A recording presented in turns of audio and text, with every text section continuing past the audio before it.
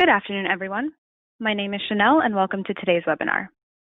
Today, we're pleased to introduce registered dietitian Laura LaValle. She has over 20 years of experience in hospital and private practice and is the Vice President of Nutrition and Dietetics for Metabolic Code Enterprises. In addition to those roles, she is also a clinical instructor at George Washington School of Health Sciences. She'll stop at the end of her presentation to address any questions you may have. Please feel free to submit your questions into the chat box of your control panel at any time during the presentation. Laura, thank you for joining us today. Thank you for having me, and thanks everyone for joining us this morning. I'm super excited to present to you.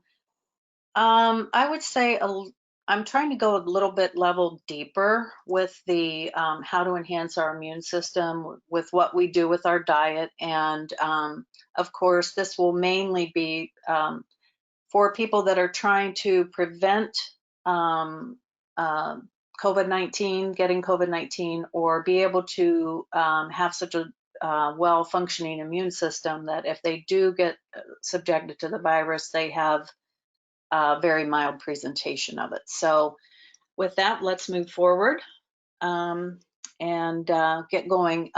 As I said, we can go to the next slide. When I'm looking at diet, I'm trying to move past some of the generalities. Eat a lot of fruits and vegetables, don't eat sugar, those types of things, and just take it down a little deeper for us. So I really wanted to focus in on the specifics of what we're trying to do. So we need to enhance our macrophage production and our NK cell production specifically. But as you all know, COVID-19 has turned out to be a virus that is horrible for the mechanism of action that promote inflammation, like dramatically. You need inflammation out of your immune cells, of course. That's how they fight the virus.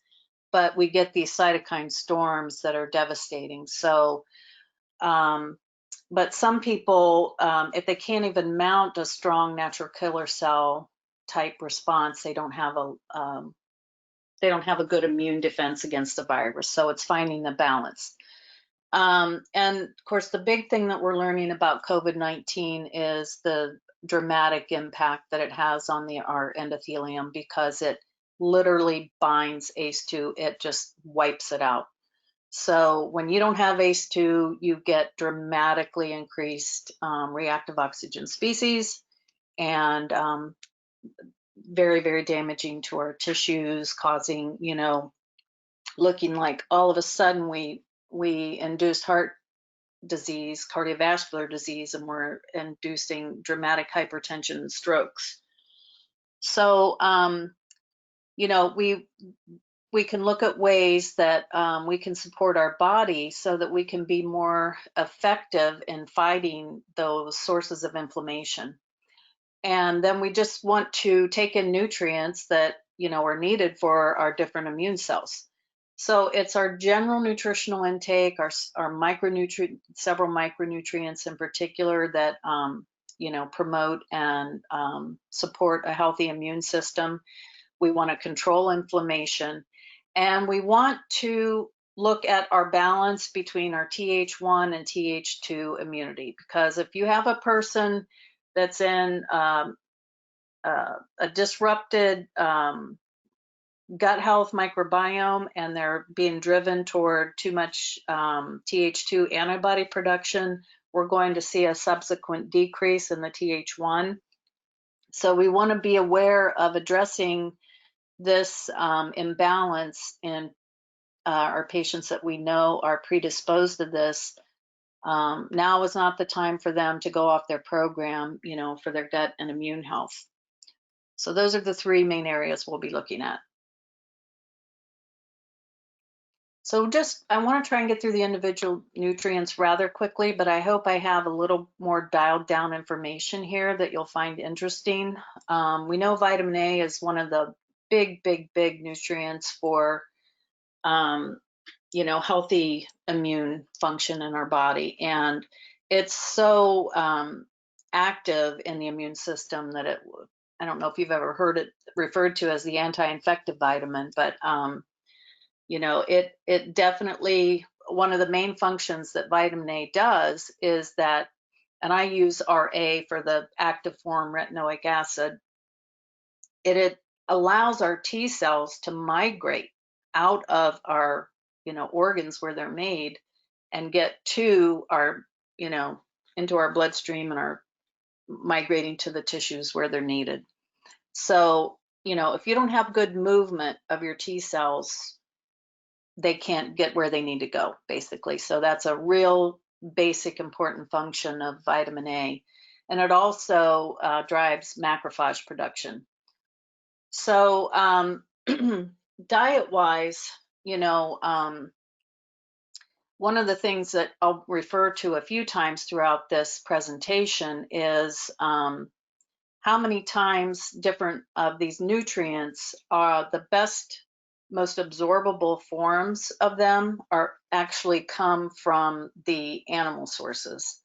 And so this can present a challenge for people that are vegan, especially. So it's something we need to be aware of if we know we have clients who are vegan. Because your best absorbed forms of vitamin A, the retinoic acid that we need, come in they're preformed in the animal sources. So your eggs, cod liver oil, your fish, shrimp, butter, and organ meats, which hardly anybody eats nowadays. But those are the best form. When you take in beta-carotene and other carotenoids, yes, they can convert to vitamin A, but they're not as easily digested and absorbed. So that you know, that conversion process to the retinoic acid is what is affected here. So actually, one of the things that I think is important to know on your good sources of beta carotene, which are your, you know, yellow and orange and dark green vegetables, it helps for them to be cooked. So that's another misunderstanding that I think a lot of people have is, you know, that we're healthier if we eat a lot of raw foods. Yes, we need some raw foods, but actually for vitamin A conversion, cooking helps. And if you've ever noticed when you cook carrots, for example, they become a brighter orange. That's because those, when you cook them, the cell walls open up. Same way with kale, it becomes very bright green when you cook it. Those cell walls are opening up, and that's going to help the release of the vitamin A out of those cells when it passes through the intestinal system. That's another step that's already done. That opening of the cell wall has been done by the cooking. So keep that in mind, you know. So if you just tell people vitamin A sources, put in parentheses, if you've done up a handout for your clients, you know, cooking helps. The other thing, getting vitamin A out of plant sources that helps is to have other fat present in the food. So adding a little bit of butter or olive oil, adding nuts and seeds, adding avocado, those fats help carry the vitamin A into, so they can be absorbed into our bloodstream. So they know that our absorption of vitamin A is dramatically helped by adding a fat source to those foods as well. Okay, so for zinc, of course, there's been a lot of big focus on zinc for good reason. You know, it is kind of known as a gatekeeper for immune function. If you do not have adequate zinc, you just don't form your T and B cells properly. So not enough intake of zinc, you're already going to not be able to have the body produce as many T and B cells as it needs. It's needed for all formation of all proteins in the body. It's needed for metallothioneins, which play a big role in oxidative stress. So if people have been going around deficient in zinc, they're going to be predisposed to more oxidative stress in their body. because they don't have enough metallothionein activity in the body. And one of the crazy things that surfaced, a couple of weeks into this was how people were losing their suddenly losing their sense of taste and smell. And I thought it was interesting, might be interesting for people if you didn't already know, that the part of the reason that this happens when we become super inflamed, you get an immediate transfer of zinc going from your serum to your organs and tissues. And if you've ever had this happen, it is an amazing thing to experience, especially if, as a practitioner. Like for me, I remember probably about 10, 15 years ago, I got a really severe flu where I lost my taste and smell. And it was wild to, actually eat food and not be able to taste one bit of it. And of course, I was taking zinc. So, it's also been found that zinc seems to inhibit viral replication, including in coronaviruses. So, this is how it can shorten duration of colds and viral illnesses if you get on it quickly, especially. And of course, zinc is one of the trace minerals needed for our superoxide dismutase, which is super important in coronavirus. So while we don't have, frank deficiencies of zinc very often, marginal deficiencies are seen a lot. So we want to make sure we have good sources of zinc in our diet. And again, the more bioavailable sources are animal sources. Red meat, which has other downfalls that we don't want to eat too much. Oysters, you got to be careful that they come from good sources so we don't make ourselves prone to parasites. I recommend steaming and not raw for that, especially if you don't know the source. But oysters and other shellfish, turkey, especially the dark meat, is a good source of zinc. And it's interesting, nobody likes to eat pork. And it is hard to find clean sources of pork, but pork actually is a very good source of zinc and some other nutrients. But we can get zinc from some plant sources. Pumpkin seeds in particular are really good. But look at the difference in the milligrams from your plant sources. Pumpkin seeds, you get 2 milligrams in an ounce. That's like a small, in the cup of your hand. Whereas with a serving of your proteins, you're, 4 times that or more. So, it's, again, if you're interested in supporting zinc status from your diet, I think it's smart to include some animal proteins, if at all possible. But at least you can know where you can get it in the plant sources and do your best to make sure that you get it, because the other issue with the plant sources is that not so much in seeds, but in beans and legumes and whole grains, the phytates definitely do block the absorption of the zinc and other minerals. And you'll see online that, there were a couple studies that suggested that maybe the body adapts to that and eventually you'll start absorbing the zinc better again, but then there are other counteractive studies on that. So it's, I think your best bet for this, if you're vegan or vegetarian, is to make sure you do the methods to remove the phytates, and that is soaking and sprouting and fermenting. You don't get rid of all of them, but it does, help reduce. And of course, the big thing that we have to do as practitioners is we have to make sure people remember or know, don't go out, buy zinc bottles and start slamming all these major milligrams of zinc, because then they're going to induce a copper deficiency. Okay. Vitamin C, we all know how, antiviral properties of vitamin C, but the big thing that happens with vitamin C is, and I'll never forget this in one of my biochemistry classes when I was getting my nutrition and dietetics degree, my professor said, man, we were doing some studies with vitamin C, and you put vitamin C in, and those white blood cells just start going crazy. Like it really increases the activity of our white blood cells. So in COVID-19 in particular, it's the neutrophils that become pretty active apparently.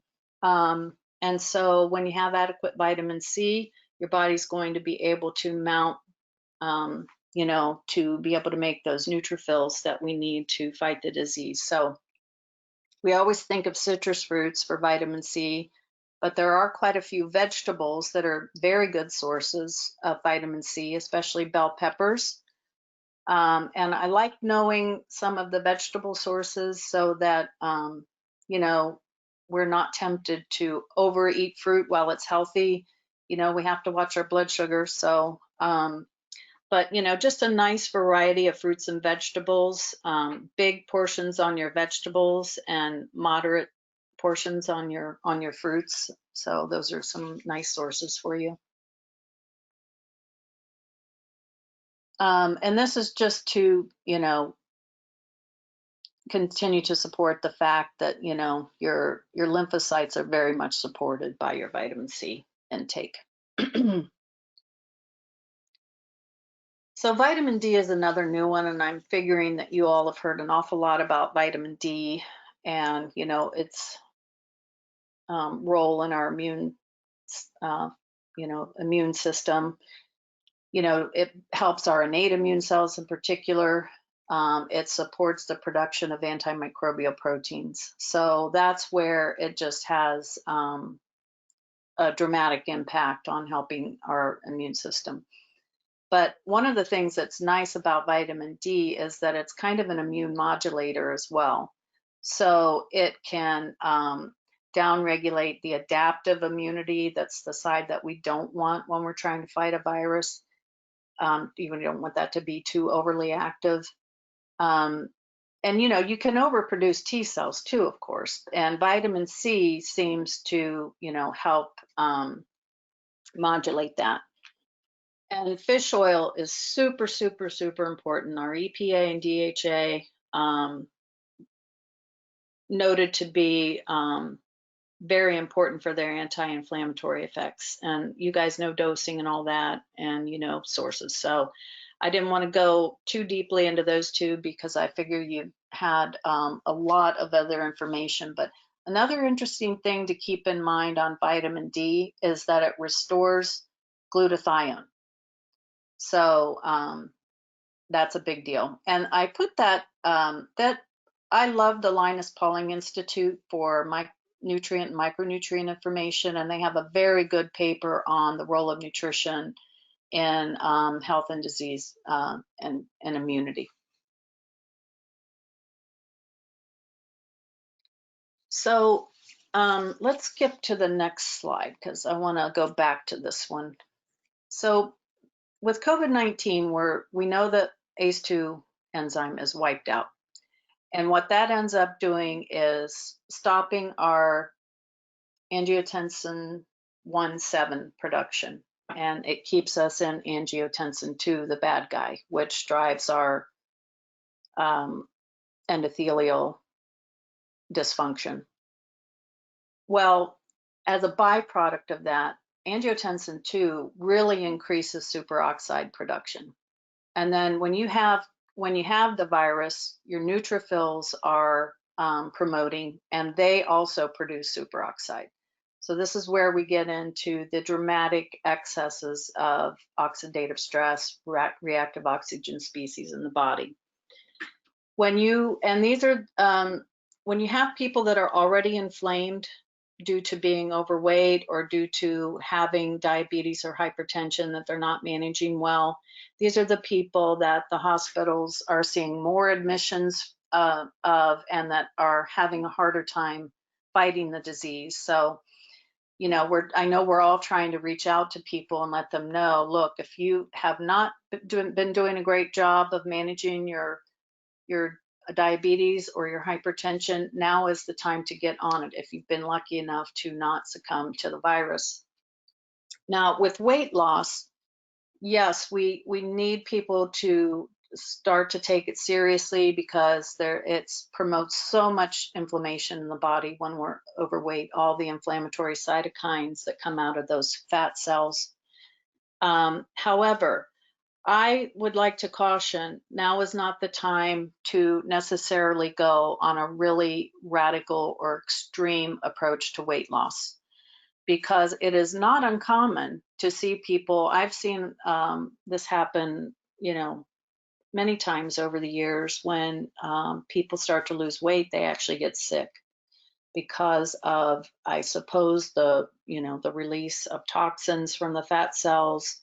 Their immune system starts to get suppressed. And so I prefer to just take a more moderate approach to the weight loss with people, just because I don't want to put them in an at-risk situation where we go too extreme and then end up compromising their immune system. Okay, so now go back to the slide before. So the antioxidant superoxide dismutase in particular is extremely important for counteracting these excesses of superoxide that occur because of what the disease does. So what people can do is be making sure that they're taking in sources of these trace minerals, manganese, copper, and selenium. And then, of course, iron is needed for another enzyme called catalase. So, when we go, we're in sort of a catch-22 here because what we have happening with COVID is we have people, their lungs taking the brunt of the damage early on, filling with fluid and inflammation and developing fibrosis. And we can't take in the oxygen that we need to drive our cellular ATP production. We need oxygen for that electron transport chain and to be able to give our cells the energy that they need to do all the things that they're trying to do. So if our lungs get hit hard early on and we lack our oxygen production, we can't even go properly into that cellular respiration to get our energy production. So you get people on oxygen and you start to drive that again, but then you've got to have, as you guys all know, as part of our electron transport chain, we build up superoxides, right? We build up hydroxy radicals. We build up, H2O2. And those all have to be broken down. So how do we break them down? We break, when you're normally going through your cellular respiration and you have good intake of all these micronutrients, you're going to have good superoxide dismutase production, so you can break down those superoxides. And then, of course, the hydroxy radicals are worked on more by the glutathione side. So, good sources of these trace minerals, you'll see nuts and seeds pop up in a lot of places. So I think that's a very good habit. And I haven't heard a lot of people saying, hey, make sure you're getting in your nuts and seeds, your beans and legumes. If you're going to eat oatmeal, the less refined, the better for these trace minerals, instead of white rice, brown rice. But green leafies are a great source. Nuts and seeds are a great source. Pineapple in particular is good with manganese. Who knew, right? And dark chocolate. So make sure you get these foods in to get all these trace minerals for your superoxide dismutase. On copper, that's a weird one. I like mushrooms for that one. But again, nuts and seeds. Now iron, and let me talk about selenium, and then I want to finish up with iron on this slide.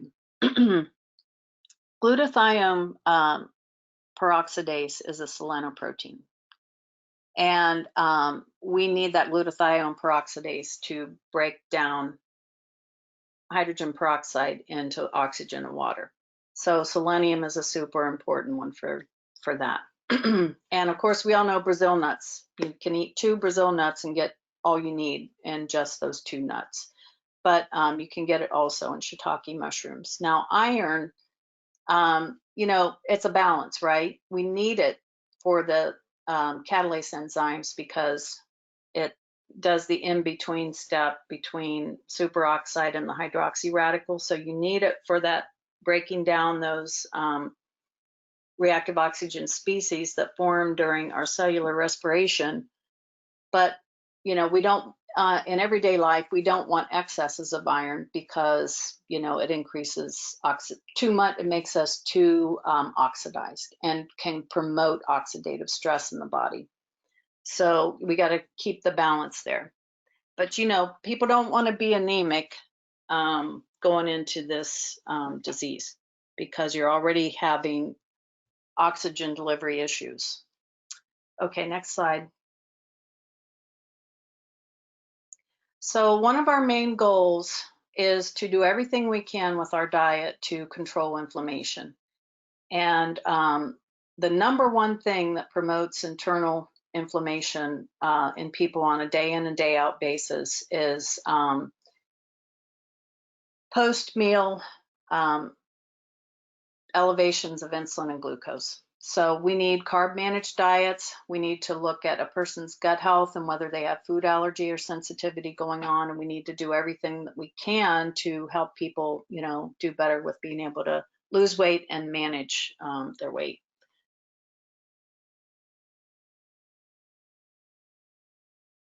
So on the blood glucose regulation side, I don't want to harp on this because I think you guys all really know this, but you know, the number one factor that Americans have in their life promoting inflammation day in and day out is our diet. The standard American diet, the highly processed, calorie dense, nutrient depleted foods cause dramatic spikes in our blood sugar and insulin after we eat, and go down the line. You can just follow all the oxidative stress, all the pathway that starts damaging our endothelium and leading us down the road to diabetes and heart disease. And in particular, this is intake of, you know, refined flours and sugars. But when you take in high carb and a lot of fat at once, that's also a really, really bad combo. If people know that they tend to eat higher carbs, say because of being on a vegetarian diet, one of the things that reduces this post-meal this metabolism basically is don't eat a lot of fat with it. Eat you know, some fats, avocado, nuts, seeds, olive oil, but don't overdo it on fats. Okay, so next slide. This just takes you down the pathway. When you have oxidative products because of that, that reduces your nitric oxide.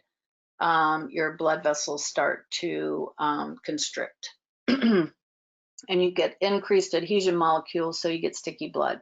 So that, you know, you're becoming oxidative. You also oxidize your LDL, so that can be an indicator of how much post-meal oxidative stress is occurring. And you know, then when you damage those blood vessel linings, you get this chronic low level of inflammation from the fact that your immune cells are being called on to repair those places of damage. So, and then not to mention the advanced glycation end products. So this is all the bad down effect of the high glycemic diet. Okay, let's move on. I know I got to move quick here. So it's usually referred to as silent inflammation. And it's, you know, it not only can cause diabetes and heart disease, it's what damages our retina and can cause neuropathies and all kinds of things, damage in our joints. Okay, let's go on. So, you know, this is an O'Keefe study that was published, I think about 2008, and it looked at all the dietary habits that people can do to fight, to prevent this, this post-meal dysglycemia and oxidative stress. And the number one thing was to get the highly processed foods and sweetened beverages out of the diet. So get sugar, high fructose corn flour, white syrup, or white flour, and also trans fats. So take those things out. So what do you eat? You swap out your white bread and your, you know, pasta, big plates of pasta, with lower glycemic vegetables and fruits. If you are going to have some pasta, you make it a smaller serving and you make it a whole grain. Or you make sure, you're al dente. There are all kinds of nice pastas on the market to be lower glycemic impact. But switch over to all your vegetables, your legumes, and see the third point there. They actually made a point to specify that when you eating some proteins slows down the glycemic response. So that's an important thing. And nuts and seeds were really beneficial. And I think that has to do with they're a good source of magnesium and all the trace minerals. But making sure to do the daily nuts and seeds. And then as you remember, that will cover us on those trace minerals as well. It was interesting in this study that they actually found that vinegar was helpful. Vinegar somehow slows down the glycemic response. So having an oil and vinegar on your salads is helpful for glycemic response. And making sure to eat salad daily. And, as a point of, I always look at it almost as like driving in the wedge, they said to limit portions to modest. Well, I find that usually needs to be way more specific. People need to have a more specific guideline than that. And then they tell people they need to lose weight. And it's like, well, if they start to implement your diet here, they might be able to do that, but if people knew how, they would. So, but going on the anti-inflammatory diet, I have seen help dramatically, just doing these to help people lose weight. Now, one of the things that I think gets lost when it comes to being able to lose weight is doing everything we can to help our adiponectin, because that is super important for promoting our good insulin sensitivity. And it also has anti-inflammatory effects, reduces TNF alpha, enhances NRF2, and actually helps autophagy. Okay, next slide. So one of the things that helps adiponectin is reducing our calorie intake. And that can either be with just, going down to a more moderate daily calorie intake than just unrestricted, or by implementing things like intermittent fasting, where we do, 2 days a week, we do a time restricted feeding. But it's important to not overeat.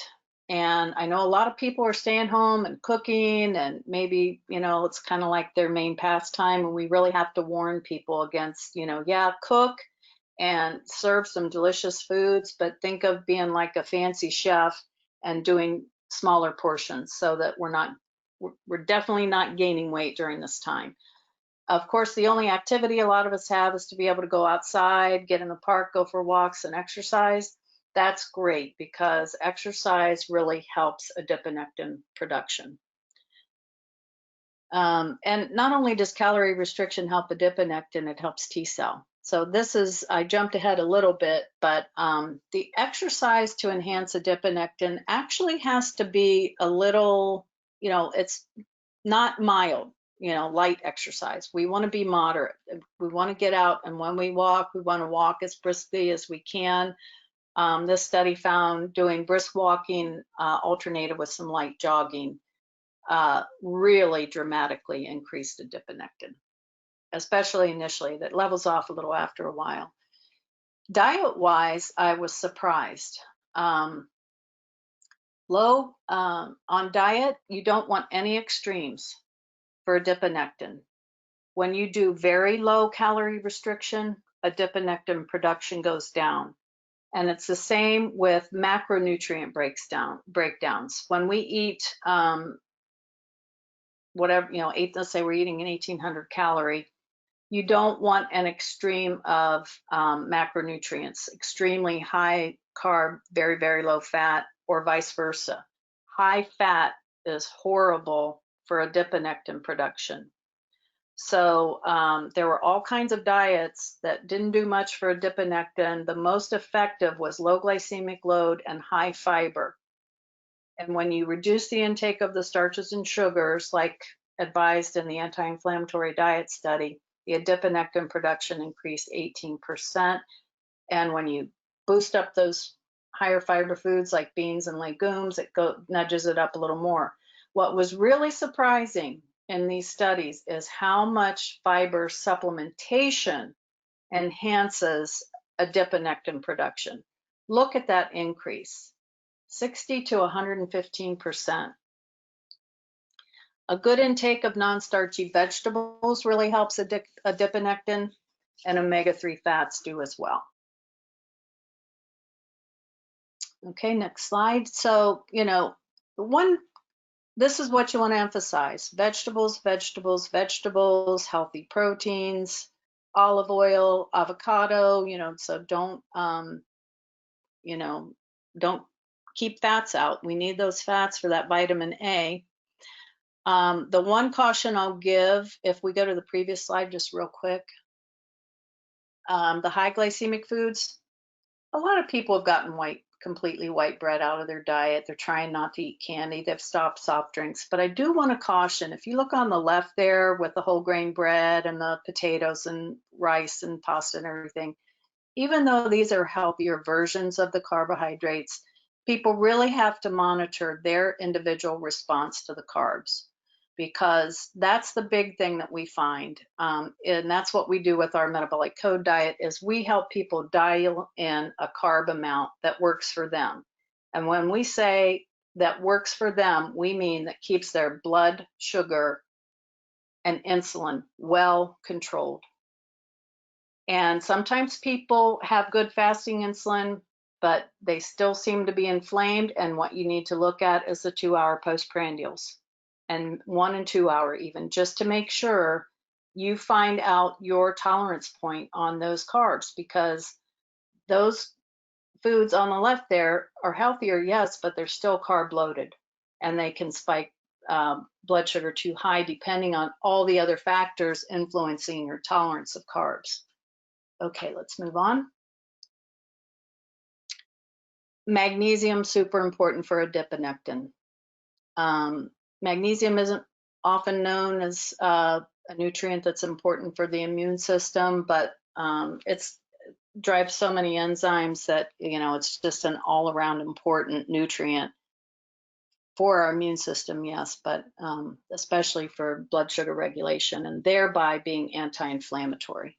Okay, next slide. Now I wanted to talk real quick about alcohol. Alcohol actually increases adiponectin. And I don't know if you guys know this, but a lot of people think, oh, alcohol somehow would mess with my blood sugar. Not the alcohol itself, it's the mixers. If you have a rum and Coke, or rum with a bunch of fruit juice.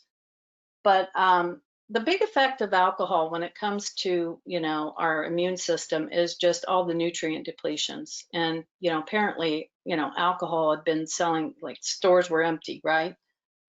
People were drinking a lot during the stay safe at home rules, but we deplete a lot of nutrients when we consume more alcohol than we should. And, of particular importance for our immune system are the methylating B vitamins that are so important for, all kinds of pathways in the body, helping glutathione and all kinds of things. So, just avoid the excesses, and good luck getting people to do that. Now, this is where I'm going to fly through, because when it comes to the gut health, let's go real quickly through these. Impact of diet. Don't think of sugar just as being bad for the blood sugar response. It also can promote the overgrowth of our candida, and those yeast organisms dampen our T cell response. So taking care of our gut health, a lot of fiber, a lot of plant foods, make sure you get resistant starch, and take those probiotics so that we're making sure our intestines are healthy. The GLP-1 helps our glucose and insulin regulation, and the PYY helps our satiety. So we don't want to overeat. Okay, so these are the big things to do on the gut health side. Now, let's move on the slides. If you know people that are in, like if you do metabolic code reports, for example, and they're dominated by the triad 2, I really recommend low allergen diets for these people. They really need to make sure that they're sticking to that low allergen diet during this time to keep their Th1, Th2 immunity balanced. And we're not taking up all those immature T cells for all these antibodies reacting to allergenic foods. So a low allergen diet can be extremely helpful. Oh gosh, I'm sorry. I forgot. I forgot this slide does this. This is just showing the Th1, Th2. You guys have probably all seen this slide. We can actually move on, Chanel. But it's a big source of inflammation and a big impact on our ability of our antiviral fighting immune side. And we see that all the time. You guys know this. When you get people in and you get them in better gut health, people that were very prone to catching colds and flu now are much more resilient. So this is a huge thing to pay attention to. Okay, let's move on because I want to make sure. The only thing I want to mention again on vegetarian diets, again, it's a I'm trying to, I don't know why I'm stopping for words on this, but people need to take in a lot of plant foods, and I never want people to misunderstand that message. Where do we get a lot of our anti-inflammatory, antioxidant nutrients? From our plant foods. You know, our fruits and vegetables are loaded with antioxidants. Our beans and legumes, our dark chocolate, heck, even a good coffee has great antioxidant content. So we need a lot of plant foods. But I do need people to want, when I have clients that want to follow, especially a vegan diet, because you know, you don't take in enough proteins. Think about your nutrients that support nitric oxide, for example. You need arginine, right? Same with, and arginine is in proteins. And the same with your glutathione production. You know, glycine, it's amino acids that really support that glutathione production. So when we're not taking in animal proteins, we have to be able to really break down those plant fibers and extract the amino acids from our plant foods. And it's harder. You know, it's harder for the human body to do that because we don't have all the enzymes to break down all those, you know, really fibrous plant cell walls. So, you know, our message that we're constantly trying to get through to people is eat a lot of plant foods, absolutely, but take in a little bit of animal protein. We see that being healthier for intake of quite a few nutrients like zinc, the preformed vitamin A, making sure you're getting in the good fish oils, the omega-3s, and B12, of course. And so it's just common. I'm sure you guys see it too. When we have vegan, vegetarian, homocysteine is usually always elevated. And of course, we know that's not good. We want the homocysteine to be down. So it's just a caution, you know, try to work with micronutrient, you know, with supplements as much as possible to get people up to par. Or if we can, I try to talk people into at least eating some eggs and a little bit of fish. It goes a long way for your immune system. And I just ask people to monitor their response to the diet. You know, if you have been going along a long time on a vegetarian diet and you never get sick, something in it is working fine for you. Usually they still have high homocysteine, they need B12. But a lot of times we'll see this decline of immune function over time on a stricter vegan and vegetarian diet. And that's where I like plant-based diets. Okay, so let's move on and let's open up for questions. Let's move on through the other slides real quick, Chanel. This was a study that showed reduced immune cells with vegetarian diet. And this is the My Plate document that we use in Metabolic Code Diet. It shows people what to do instead of just telling them. But, you know, all paths leading to strong immune system are an low glycemic, high fiber diet, good intake of all these whole unprocessed, you know, like leafy greens, all kinds of fruits and vegetables, nuts, seeds, bean, legumes, the avocado. These are all the good sources of these nutrients that are crucial for our immune system. Okay. Okay, this is just kind of a summary slide. I have a couple of good handouts that give more of the information that I talked about, so you have a handout you can use to reinforce what I spoke about today. Are there any questions? Well, thank you, Laura, for going through that presentation. Let me just get to the end here just to ensure that we're all done. Let's address some of the questions that we did receive. The first being, do you recommend mixed carotenoids or retinol palmitate? Well, you know, carotenoids have anti-inflammatory functions of their own. But for immune health, I really see vitamin A in the form of retinoic acid or retinol working better for supporting immune function. You can think of carotenoids as more anti-inflammatory, but vitamin A, preformed vitamin A, as better for immune system function. Can smokers use RA? Smokers? Well, yes, but you just can't do as high of doses. So you just really watch the dosing. For smokers, they're a little better to go with like maybe 1,000 to 2,000 units of the preformed vitamin A than and with carotenoids, beta-carotene and mixed carotenoids. Good question. What are the most appropriate levels of EPA and DHA that you would recommend? Interesting. You don't want to go too high on fish oils. That's another one of those things where you want to keep the balance. As far as for, I mean, you may have other reasons, you know, for a person's health, you want to go higher dose for a while. But as far as for immune system and adiponectin, it looked like moderate dosages were better. So about 1,000 milligrams total.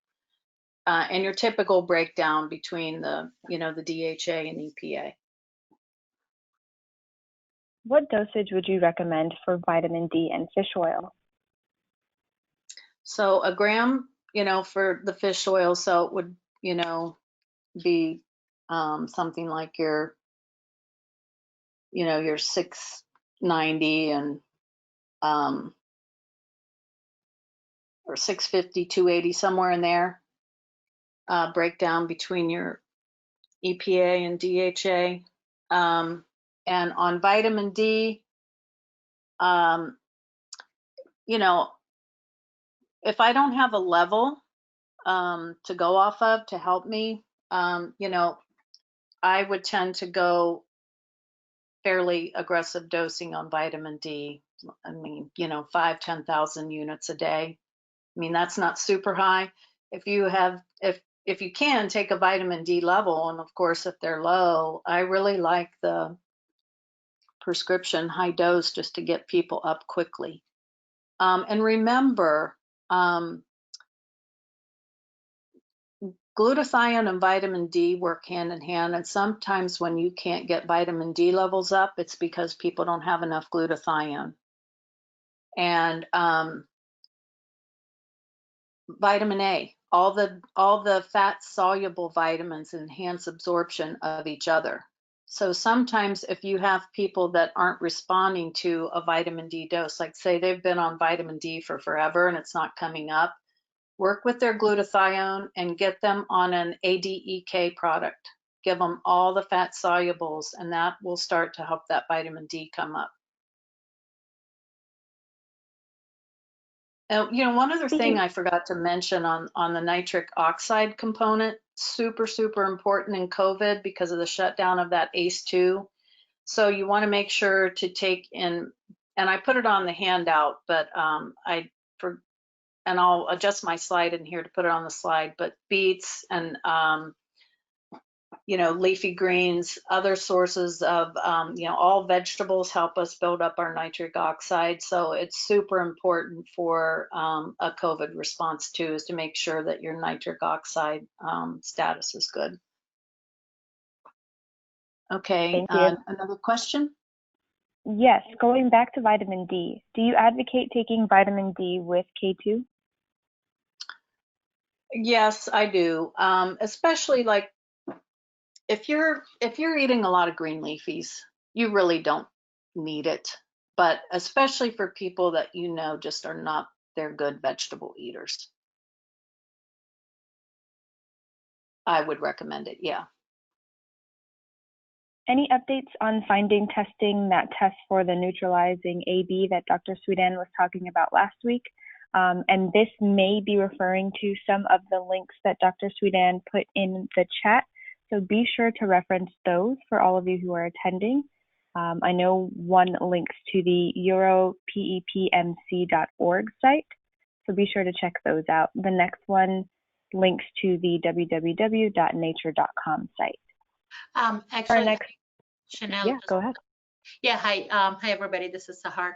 But no, I posted a couple things actually. Laura, this just like literally popped up. I was reading about magnesium and the antiviral effect against EBV, but also like its antiviral immunity. And then it was to your point that, we never think of magnesium as an anti or immunostimulant. If you're But immune. it is.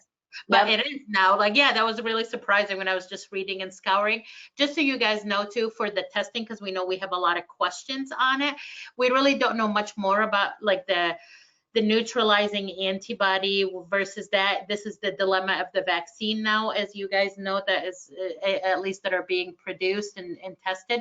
We are trying to get an immunologist expert to be on our week 6 call, so we can help update you on the latest and greatest with testing and to answer all of those deep dive questions that you guys have. So stay tuned for that. Awesome. Thank you, Dr. Sudan. Our next question, what kind of flours are healthy? Well, I love that question, because in truth, when you take whole grain seeds and you grind them down into flour, doesn't matter if they're whole grain or not, just that step alone makes them way more high glycemic than eating the whole grain. So let's say you make tabbouleh. You've got the whole grain Bulgur wheat. That is way lower glycemic than grinding that wheat down into flour. So, what you're really looking at are breads. And what I look for now, they're doing a great job of putting in fiber sources now. So I look for the highest fiber grams I can get in bread and pasta products. So a lot of the bean pastas are very high fiber, so that takes down the net carb. So that takes down the glycemic response. So I like some of the black bean and red lentil pastas. And on bread, I really like a brand of gluten-free that I recommend called Be Free, letter B, Free. If you can't find it in stores around you, they have a very high fiber brown seeded bread, and it tastes great. It's one of the few gluten-free breads that I can stand to eat untoasted, like if I'm making a sandwich. And they also have a really high fiber wrap. It's a quinoa and chia seed wrap that's like only 7 grams net or something per whole big wrap. Normally a regular sandwich wrap will have 40 or 50 grams of carb just in one. So that's what you're looking for. Can you comment on the pros and cons of time-restricted eating daily and intermittent fasting? Well, the thing you have to watch with too much fasting, even on the long time-restricted feedings, this is where, being more proactive with, being able to have an in-body, or a body matrix scan, the ultrasound one that we use. you need to know body composition, but people should be able to tell by their own muscle. So the big thing is when you fast too much, you will start breaking down your muscle. And also, it's really important to be super nutrient dense in those couple of meals. So when you're thinking about, taking in all the nutrients that you need in just those two smaller meals, so that's part of the risk is, and I know we can supplement, and I'm, as you guys all know, I'm a huge believer in supplements, but the supplements are enhanced when, a lot of the absorption of a lot of the nutrients in the supplements do better by all the unknown things that we get in food that, aren't in the supplements because they're not in the whole food form. So those are my big cautions is, just watch your muscle. You want to protect that muscle. When blood sugar drops, what's one of the compensatory mechanisms? Break down muscle, right? So we can convert those amino acids to glucose. So we don't want that. What is the role of garlic oil? Well, you don't get as much from garlic oil as you do from whole garlic. Garlic oil is really doesn't have nearly as much of the sulfur compounds as you get in the whole garlic bulb. You'll get some. So as far as I know, that's a good thing for flavoring, and you'll get some of the cysteine and sulfur, component, but I think you're better off eating the whole garlic. Do you have a position on the peptide thymosin alpha 1 to boost immunity? Yes, we'd like it. If you can get people, some people, especially in the beginning, I think people are calming down now, but they wanted to do everything possible. I think particularly for people as they're starting to get a little older, because we know that our T cell production declines with age. That little thymus gland just, can only go so far.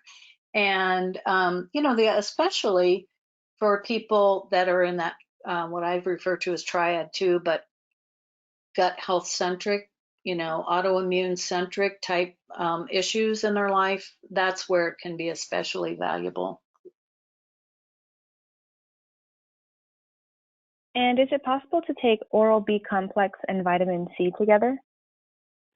Yes. Yeah, there's no problems on those. Those do not interfere with each other. Do you suggest giving vitamin D supplements for children during lockdown? Yes. Child dose appropriate, vitamin D. I like the ADEC. Get a kid's ADEC, ADEK. They have those all day long. And vitamin A, all super important. Vitamin A and D for children, it's one of the most protective things you can give them, as well as probiotics. And try and keep them off of too much sugar. And speaking of vitamin D, what levels do you aim for in a patient? Well, we're happy, if we can at least get them up to, in the 50 range. That's pretty solid. We see good, good function with that. I know some people like to push it higher, and it's okay if it is higher, but I'm happy if I see even in that 40 to 50 range. It's at least, I consider that pretty adequate. And you mentioned eating garlic. Is there a difference in raw or cooked garlic? Yes, actually, when you cook vegetables, you take the glutathione level down a good bit. So, like, you think of glutathione sources, asparagus and all your cabbage family vegetables, and broccoli, which is cabbage family. But when you give sulfur sources like leeks and chives and garlic and onions, those also support glutathione. So, eating lightly steamed asparagus is really be careful not to overcook, because that really takes down the glutathione. This is the opposite of what I told you on the vitamin A foods, right? Where cooking helps. Here we want to be light. So other glutathione, cabbage family vegetables, for example, just really try not to overcook them. Just get them to a nice, where you have a little more tenderness with them. And with garlic, I really prefer for the glutathione support, for the, really getting the sulfur in, don't cook it. When I make,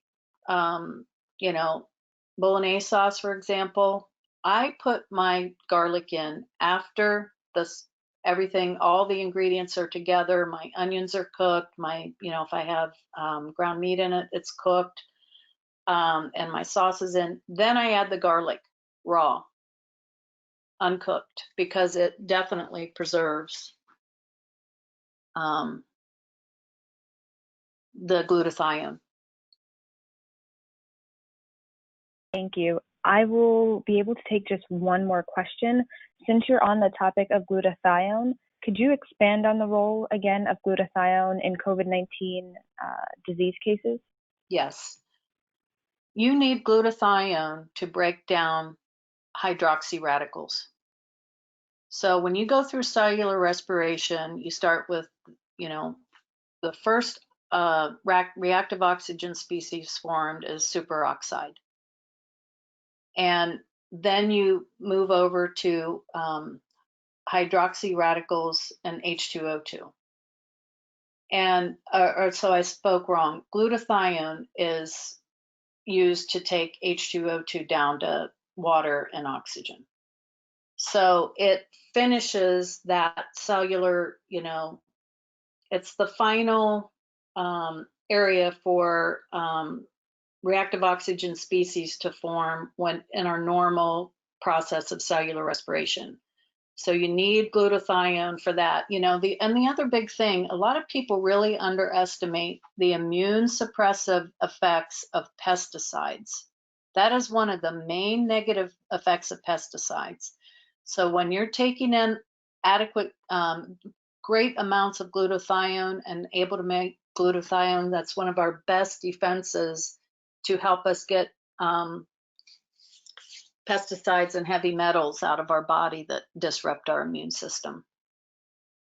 But it's just a super antioxidant. And when you're flying around with tons of reactive oxygen species in the body, glutathione is another great defense against it.